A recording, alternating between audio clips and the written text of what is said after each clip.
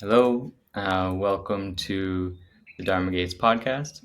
Um, this is I'm Aaron Stryker. I'm one of the founders and current director of Dharma Gates, and today I wanted to sit down with Bobby Chowa Werner Sensei, who's the current abbot of Sweetwater Zen Center, or I think it's in a transition phase, so it's somewhere in the process of becoming abbot very soon.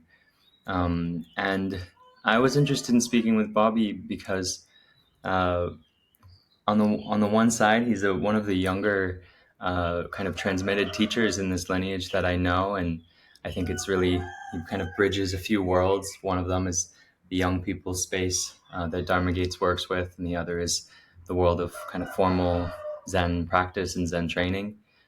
And the other is I've been interested in starting to do a video series or a podcast series for Dharma Gates about places people can actually go in the U.S. to practice, and what's out there in terms of both monasteries or retreat centers, residential communities, but also I think the Sweetwater Zen Center that Bobby's teaching at is a really interesting model that not a lot of people know exists, and that's of this sort of urban Zen center where people can live. There's practice as a component, and it's a little bit of a semi monastic situation. And so I've lived in a few communities like this, Fire Lotus Temple in Brooklyn and the Ann Arbor Zen Buddhist Temple in Michigan. And I think it's an awesome opportunity for people who are interested in practice, um, but maybe for whatever reason, it's not the right time to go live somewhere rural and practice full time. So the ability to kind of have both of those elements alive is really really interesting. So I'm excited to have you here, Bobby, to share a little bit more about Sweetwater and your practice background. And thanks for coming on. Bro, thank you. Yeah, I'm super stoked to be doing this with you. And to think that we are, God knows how many thousands of miles away from each other right now. You being in Thailand and me being in Yeah. San Diego, and we're just chatting like it's nothing. I'm still shocked that we can do that. Yeah, Pretty yeah, awesome. pretty amazing. Yeah. Well, maybe we could start by, I think, I was reading on your bio that you encountered practice as a preteen. And my sense is, yeah, you would have had to have started pretty young in order to kind of complete the the kind of curriculum of training in the White Plum lineage. And I believe you're in your thirties still. And um, maybe you could share about how you found the Dharma and what, yeah, how you got going, and sort of a brief kind of overview of your practice life. No problem. Yeah. I was in a history class in seventh grade. I think I was 12 at the time. And Mr. Michelson was teaching us about I guess he called it Indochina. There was a section that year of the curriculum on Indo-Chinese history. And so we were studying the ancient Aryan culture of India. And Mr. Michelson, I think, just kind of went rogue and decided to spend a day telling the story of the Buddha from birth uh, through his young life as a prince, noble, all the way through his enlightenment. And I can remember Mr. Michelson writing the Four Noble Truths on the board, and life is suffering. There's a reason. There's a way out. Here it is. And I was going through a particular heft of suffering at that time. Um, and it just, when I saw those Four Noble Truths, it was just one of those kind of unexplainable moments where I just knew that that's what I was here to do with my life. And from that moment, never really questioned it. I guess that's not true. Of course, I've questioned it, but it has always won this path. So yeah, I went I went home after school and told my parents, all excited, and they had some old boomer hippie friends who had dabbled in Zen and other kinds of Buddhism, and so I hit them up, and they were very excited to send me books and talk on the phone. And I think it started out as cute because I was like 12 and my voice hadn't changed yet, but I'm like trying to memorize the Heart Sutra. And then as I kind of got into teenage years and wasn't really going to parties, but rather waking up early to go to the local Zen center, I think my parents started to get slightly worried. Not so supportive and charmed by it necessarily, but like I was serious. And those very first books that I read, Shunryu Suzuki's Zen Mind Beginner's Mind, and Robert Aitken Roshi's Taking the Path of Zen, Three Pillars, Appreciate Your Life by Maizumi Roshi, all these kind of like canonical intro to Zen books. I just, you know, I just got further and further hooked, particularly by the koans and the oxymoronic contradictory language that we often find in Zen Dharma texts. That really piqued my interest because I wanted to know. I just kind of trusted. I trusted and had faith in these writers and these ancient teachings. And so I just was determined. I will not rest until I know what these guys are talking about because it sounds kind of crazy. So yeah, as soon as I could drive, I was driving to local Zen centers, and I started koan and sesshin, or silent retreat practice. Around then, it's like 16 or 17. Shopped around in LA. I was born and raised in Los Angeles, so I had a plethora of Zen centers to choose from. So I did. I went to Santa Monica Zen Center and Los Angeles Zen Center and Hazy Moon Zen Center, and some lady had a little sitting group out in Calabasas or something I went to go sit with. So there was kind of a little bit of shopping. It was all within the White Plum lineage. And then I went to college at UCSD after a short stint at Wesleyan, where I know you and many of the Dharma Gates folks call your alma mater. But then I went to UCSD, San Diego, and looked for a place to practice. I found Sweetwater Zen Center, which is where I live now. And so that was, almost 20 years ago, 19 years ago, that I moved in here initially, went to school, started practicing with my teacher, Sason Saunders, continued on the koan path.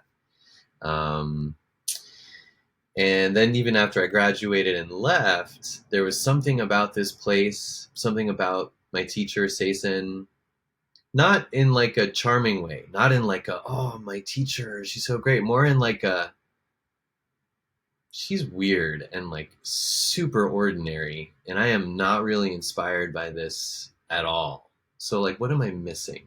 That was like my hook for staying at Sweetwater. So yeah, even when I lived in LA and various other places, I would come back here every month for a session, and I would come once a year for intensive practice period. Um, but you said something about I must have started early to have completed, but really, it's not necessarily the case. There are a lot of people who enter practice, go through the curriculum, develop an intimacy with a teacher in 6, 7, 8 years. There's definitely precedent for that. I kind of took a windy path because I was living in LA and I was traveling around and I had a whole career doing other stuff. So, I would come down for the sessions and do one or two koans at a time. So, it took me about 20 years to really develop that relationship with Sason, because transmission really should be a relationship, and a trust and intimacy as opposed to certification. It's not really how it works. So yeah, I feel like I kind of took a windy, slow path to do it. And yeah, I became a Dharma holder, which is like, kind of early teacher in 2021. And then I just received full transmission earlier this year. Yeah, thanks for sharing. Um, I think it's from the point of view of a lot of people, they would say 7, 8 years still sounds like a while, but For sure, but I for sure.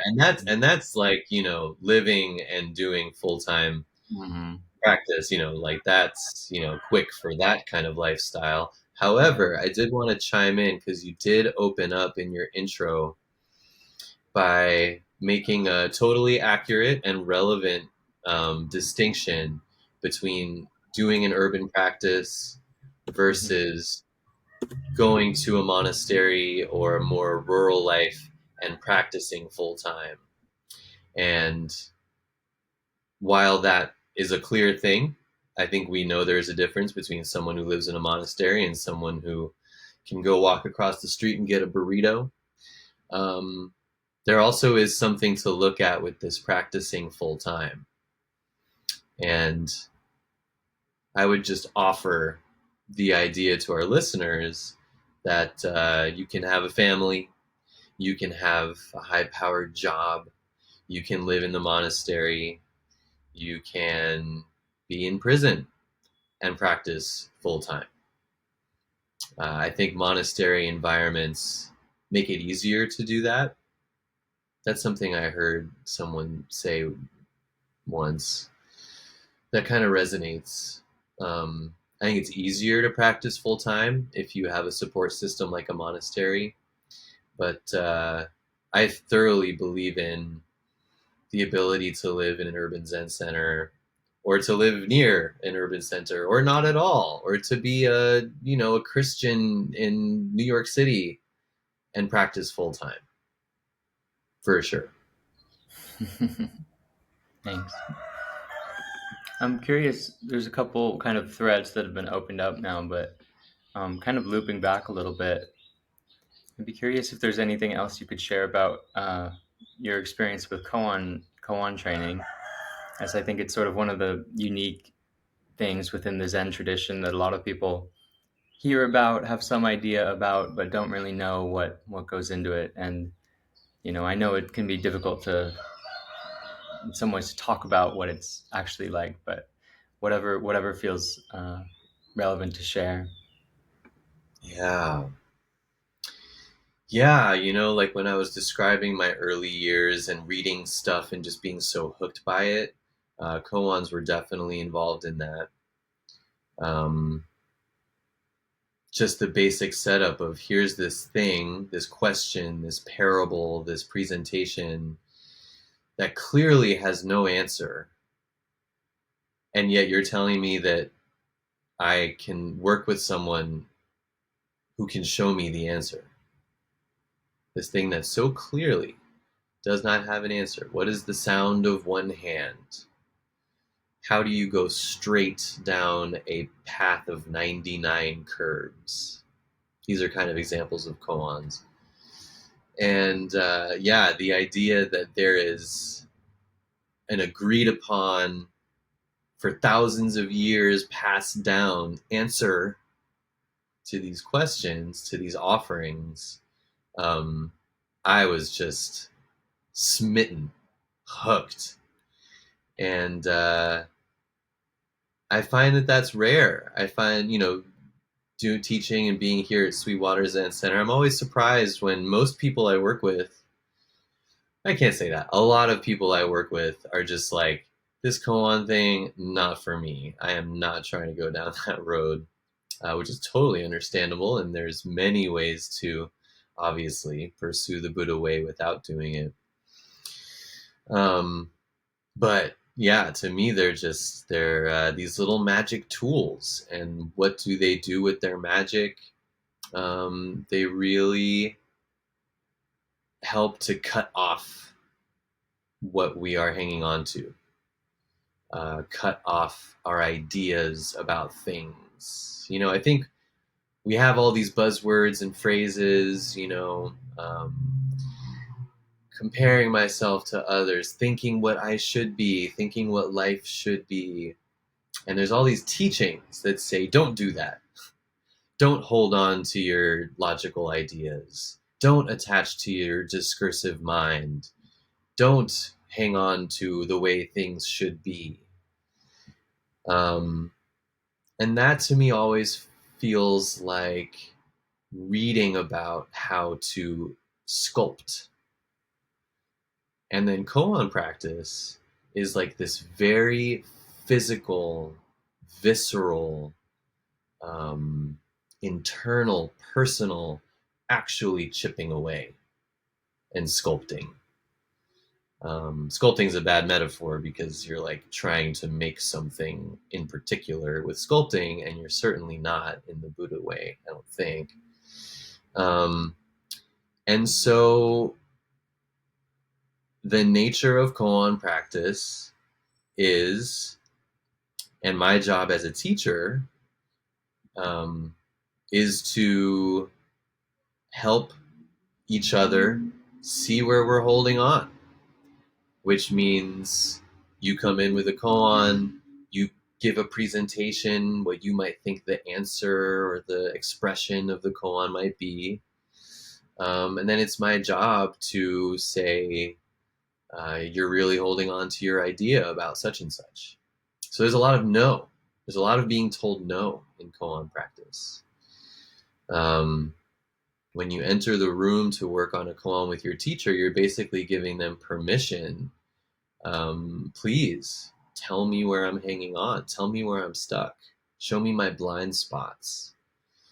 And sometimes that even means, if done skillfully, hopefully, you could give me the classical right answer. But because I know you, because of our relationship, because of other koans we've done together, I might have to say, nope, try again. Go think about something else, and then have to like customize a new way to look at that koan with this person. So again, it's kind of like transmission. It's more about forming a relationship um, through a kind of tough love with a teacher. You know, it's not necessarily like there is a code of answers. At least not in our lineage. I think there are some lineages where literally you're supposed to like look up in this book of answers which one you think is right and like plug it in. That I'm not too familiar with. But as far as really going the extra mile and taking this practice of seeing how deep my sense of self goes and all the ideas I have about the world, about myself, there's really nothing like koan practice. And in our lineage, we have about 700 that is the full curriculum. And so that's 700 different cases that you get to explore. What is this? Everyone asks us to look at, like, what the fuck is this? Who am I? Really? Uh, what did the Buddha mean when he says all one? Really? Not the concept of it, but like, can I demonstrate all of these teachings? Um,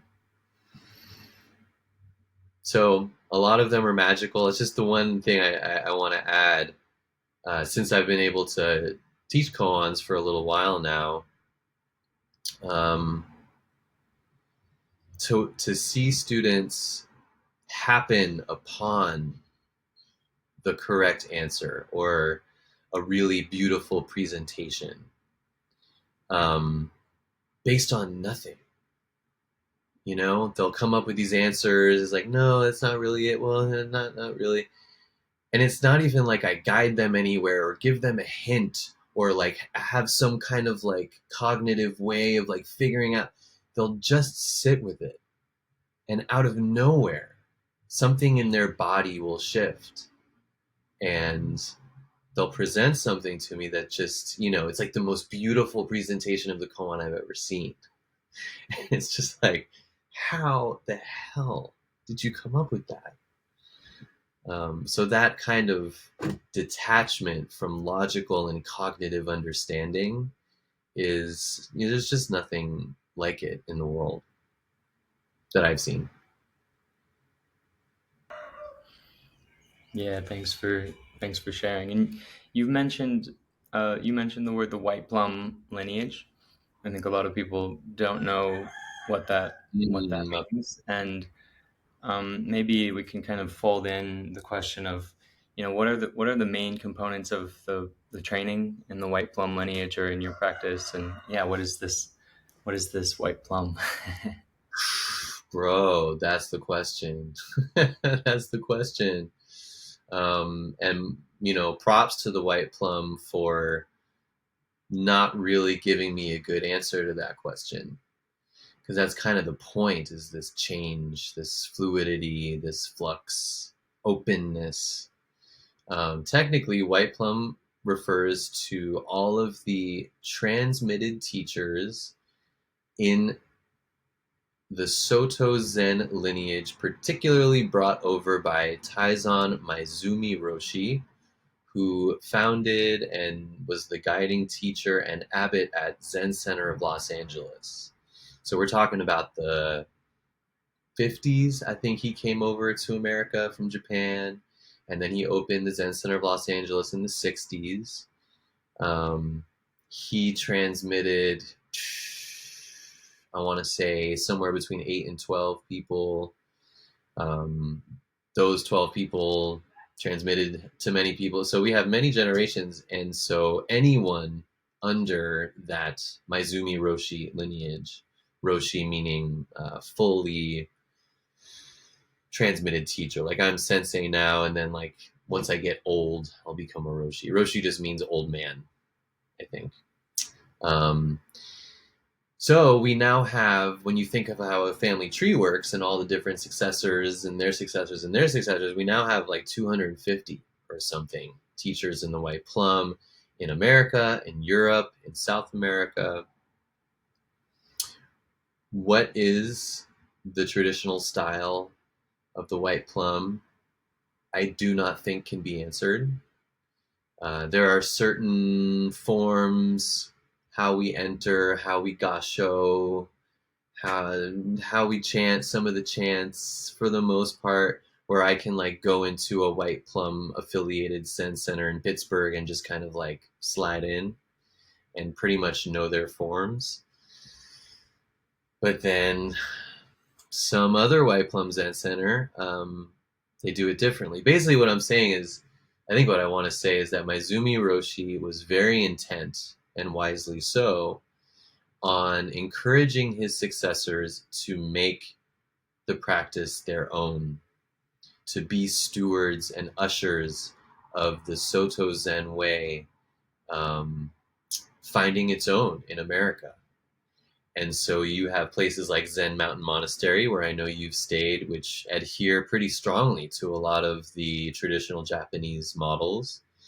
And then you have, right, that was Daido Lori, who was a Maizumi successor. And then you have other examples like Bernie Glassman, who was a super acolyte, one of, I think Maizumi's first successor, a priest, registered with the Soto school in Japan, very traditional.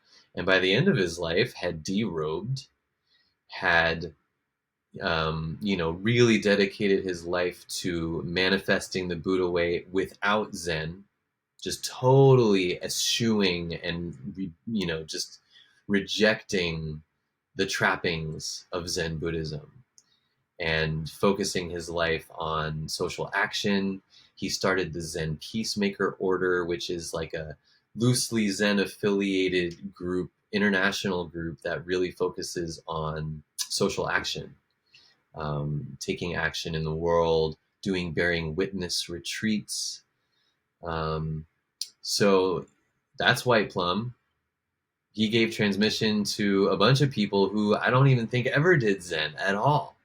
But he was so taken, and their relationship was so intimate in that practice of selfless action, that he wanted to kind of go against the grain and give them transmission in his lineage. They don't do sesshin. They don't chant the Heart Sutra with a makugyo. They don't do gaki memorial services. So what is the white plum style? I really couldn't tell you. I really couldn't tell you. There's so many different variations and manifestations of it. I can tell you our style is pretty similar to Zen Center of Los Angeles, which has kind of kept traditional practice in the Zendo, but in an urban environment and inviting a lot of social action, inviting a lot of different ingredients, being like multi-faith, interfaith centered, um, things of that nature. Did you want me to go in more specifically to Sweetwater? Yeah, well, this could be a good bridge to the next question, which I had, which is basically, yeah, what's the mission of Sweetwater, Mm. and in what ways is it kind of more traditional? What ways is it unique? And that could even go to like, what's your vision for it? I know there's going to be this transition into your new role there, and where would you want it to go? Thanks. Yeah, that is the question that faces us. So my teacher, Sason Saunders, started or founded Sweetwater Zen Center. She was a early Maizumi teacher and got transmission ultimately from Bernie, simply because Maizumi died a tragic young death. Um, and Sason, so the mission of Sweetwater since its founding, I don't have it completely memorized by heart, but the crux of it is to train and transmit the lineage of Soto Zen Buddhism. That's at the heart of it. Boom. Then there's also some sentences in the mission statement about being involved in our community and interfaith activities or something like that. But for the most part, for the vision of the center, at least this is the way Sason has done it. When we're talking about how to fundraise and we're talking about when to throw a party and we're thinking about relationships and all the things that make a Zen center or a monastery go, they all revolve around this core mission of transmitting the Dharma that was transmitted to Sason. So that's kind of at the heart of our mission. So that means that we have had pretty formal training, um, particularly in like Zendo forms, right? So we always say try to wear dark colors.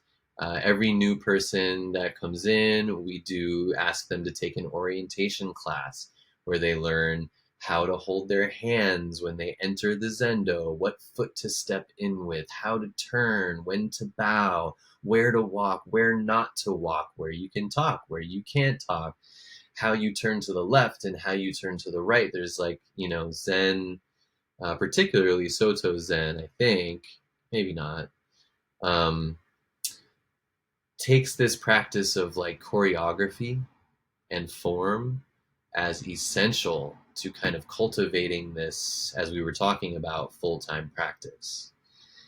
We can see kind of similar flavors in Japanese tea ceremony, which is like its own deal and way more hardcore than anything I've ever trained in Zen. But just this mindfulness and this attention paid to form and ritual within the Zendo. We've always held on to that. Our services have been a little more loose. Sason was never really into, because service. We're talking about like morning service, like altar offerings and chanting, and those can get very elaborate and extremely detailed, more towards the Japanese tea ceremony vibe. And Sason was kind of half interested in training in that stuff, but also whenever we would mess it up, she would be like, "It was perfect." So very loose and very grandmotherly in that sense. But this concept of being in the Zendo and practicing as one body, everyone really following this same kind of choreography, just like a dance crew would. That's something we've held on to. Um, And yet, I think, if someone coming from a monastic practice came to us, they would probably say, wow, this is a very innovative, loose place. Um, we really exist in this kind of, dare I say, middle way, particularly for our cultural context.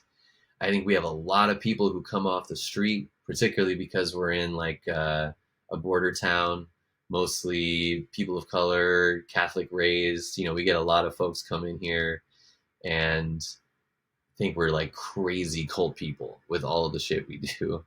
And then we have people who come from Zen Monastery or Yokoji or Great Vow or some of these other really traditional places. And they say, man, you guys are so loose and you're just a bunch of hippies over here. So I think we really do fall into a nice middle ground. And the way we put it is um, the formal training is here for you if you want it. We really don't kick people out, or we try to guide people and remind people, but like we don't do any of the like yelling in the middle of something to or kicking people out or not letting people in if they're late. We're never going to do that. But if you are interested in that, if you do want to experience the power of that discipline and the mindfulness and getting involved, there are those of us here who do it and are really dedicated to it and are happy to have another person supporting us and that we can support in that kind of practice.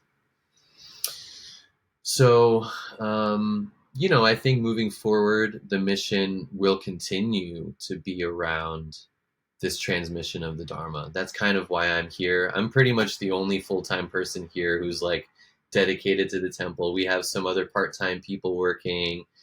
We have one priest who is on campus as well, and she's super dedicated and lovely and wonderful. And she's on staff part-time, but she's also possibly transitioning out as she ages.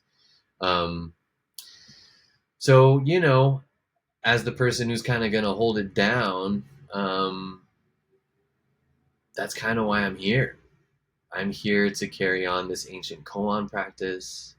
I'm here to accept the people crazy enough to really pursue this question of like, what is no self? What is oneness? What is selfless compassion in this particular style? And so it's interesting because there's a lot of temptation. There's a lot of temptation to turn the Zen Center into a broad kind of meditation center, or to turn it into a, you know, more of a kind of therapeutic healing center where we can like make our mission more about providing a space for those in need. That's super tempting too, and there could be paths to that. So it's kind of a difficult decision, and to make that commitment. Like, no, like there are places where I can go to do that, and we can all go to do that. Um, but this place in particular, we're here to carry on this ancient practice. And as far as my particular propensities or visions for the future, um, I've always been kind of plagued and drawn to tackle the unfortunate concept that Zen in the West, at least white plum, because there's immigrant Zen too that's brought over from Korea and China and Vietnam and Japan and whatnot. But the circles of Zen that I have been in are overwhelmingly white. And that to me is just detrimental for the Dharma, right? It's not so much that I want to bring the Dharma to communities of color. I want to bring communities of color to the Dharma because we can see it. There are plenty of teachers of color, and I'm lucky enough to be involved. There's actually a people of color Sangha or Zen community in New York City, affiliated with the Village Zendo, and I became friendly with one of the facilitators, and they asked me to join their group. It's one of the few POC groups that is open to just anyone who wants to come and be respectful of the space. And I've never heard of that before. Most of the POC BIPOC sitting groups I know very rightfully and healthily have a kind of like BIPOC only policy. But anyway, but between them and the various teachers, we invite lots of teachers of color to come give guest talks here. Um, it's just better for the Dharma to have different kinds of life experiences, to invite the kind of intergenerational trauma, societal challenges that different demographics face. It just makes awakening deeper and more intimate and wider. I don't know how many adjectives I can think of for it. Um, but that's kind of how I see it. I'm not trying to bring the Dharma to communities of color. I'm trying to bring BIPOC folks to the Dharma because it's just gonna make it better, more accessible, all that stuff. Um,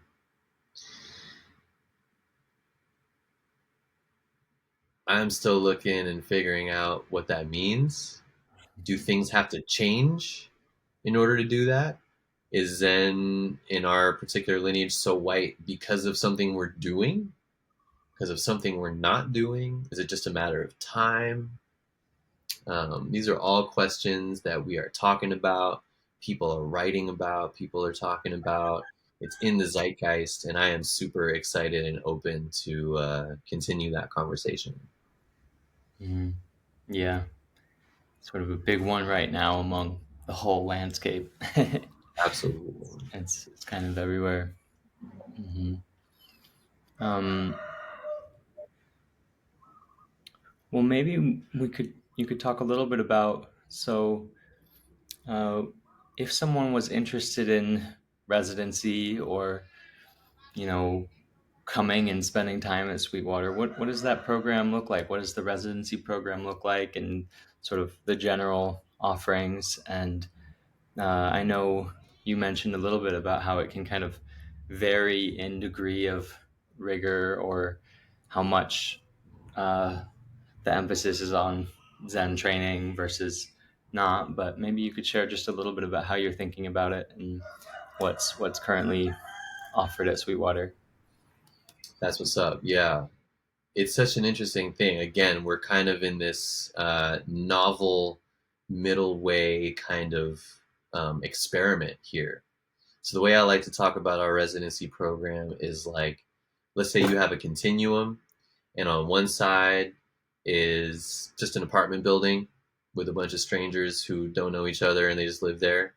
And then on the other side, you have like monastery, commune, every single day, every meal, every minute of every day you're together. Sweetwater's kind of like right in the middle. We have a community. We have 10 little 2-bedroom houses. They're cute little houses. We try to keep the fees below market rate to just something reasonable because San Diego living is quite difficult. I think we were ranked the number one most expensive city in the nation. Anyway, just something we lightly try to keep in mind. Reasonable fees. But anyway, so yeah, we're not just an apartment building. We have 16 residents. Everyone knows each other. Very minimal requirements. Everyone has to just participate in the schedule for 1 hour a week. You have to come to 3 resident meetings a year, and otherwise just pay your fees on time and try not to fight with anyone and be familiar with our policies and core values and stuff. But it's very far from a monastic experience. Again, it's one of those things like if that's what you want, you can definitely do it. We do offer scholarship programs for 1 or 2 people here or there that is available. Um, so if you want it and you want to do kind of a full-time at the center training and working and stuff, that can be made available for sure. But for the most part, of our 16 residents, I think 3 of us are interested in the least bit in following a Zen path. So that's 13 people who live here who argue about parking, who share salt and ask for advice and join in for bonfires every once in a while in the backyard, who aren't Zen people. And for me, having been a practitioner here for almost 20 years, that has just been invaluable. I really appreciate engaging in formal Zen practice in a residential context of non-Zenny people. I think it just adds dimension and texture and context of our kind of everyday life, um, in which to practice. And I think about what it would be like if everyone here was a Zenny Zen Zen kind of person. And I think it would be limited. I think, the fact that we have residents coming to Dharma talks and responding from a perspective of a Christian faith or a yoga practice or a totally scientific secular atheist kind of place, but they see the quantum physics and Zen or Zen, all that cool stuff. It's just so nice and refreshing and sobering. Some of these like purely Zen or purely Tibetan, whatever your faith or practice is, to be kind of caught in that um, homogenous, one tone kind of situation, I think cuts us off from like how to really manifest our practice in a diverse world. Um, yeah. So, having said that, however, I will say 3 of 16 is very low. And so we are definitely hoping and visioning for more, particularly Zen curious people or even experienced Zen practitioners to come experience this practice with us here. I think that we would still get the depth of diversity and interfaith if we had 6 of 16 people here doing Zen. So we are kind of, putting that out there, and we do want to kind of look for these Zen enthusiast residents to join us. But no pressure. There's just no pressure here. We really try to um, make everyone feel as comfortable and safe as possible on the grounds here.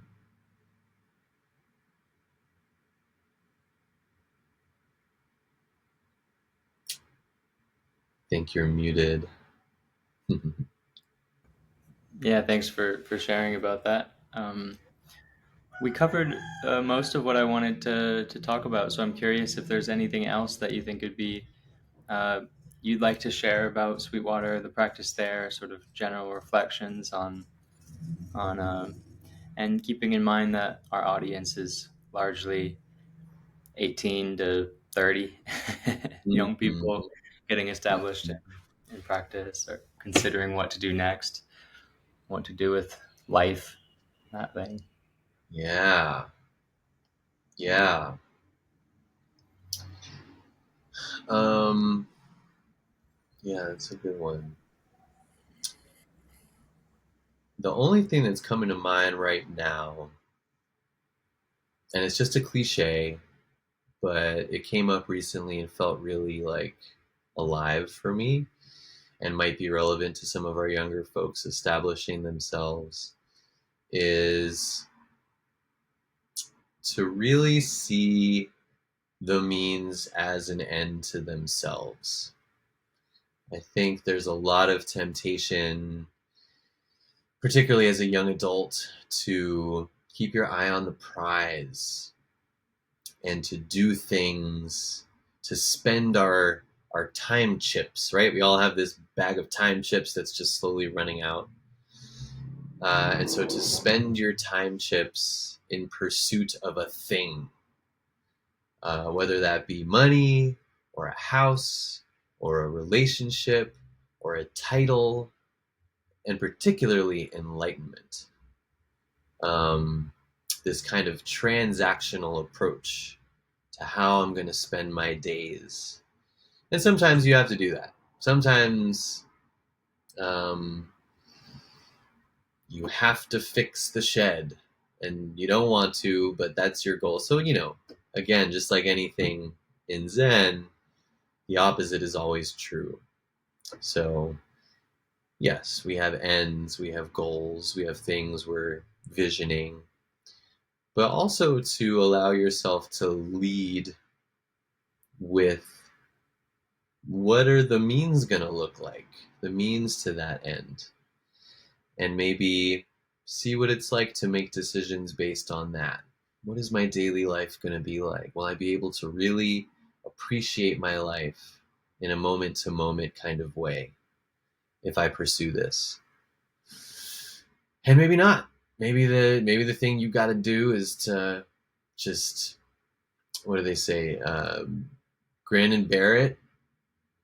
Bite down, keep your head down, and the payoff will be worth it. Um, I think there's also this element of privilege to say, well, choose something where the means will be an end to themselves, because a lot of our brothers and sisters, the end is just like simply surviving and being able to, sustain oneself. In which case, you don't really have the luxury of just living for the means as an end. Maybe, I don't know. Maybe that's not true either. So, yeah, just think about really appreciating the path and not worrying so much about the outcome. And anyone who comes here to Sweetwater hoping to become a teacher or hoping to leave the retreat having figured out blah, blah, blah, any kind of like, I came here to get, I tell them to run away and head for the hills because this is probably not going to do that for you, but it will offer you a window to deep intimacy with every step of the way.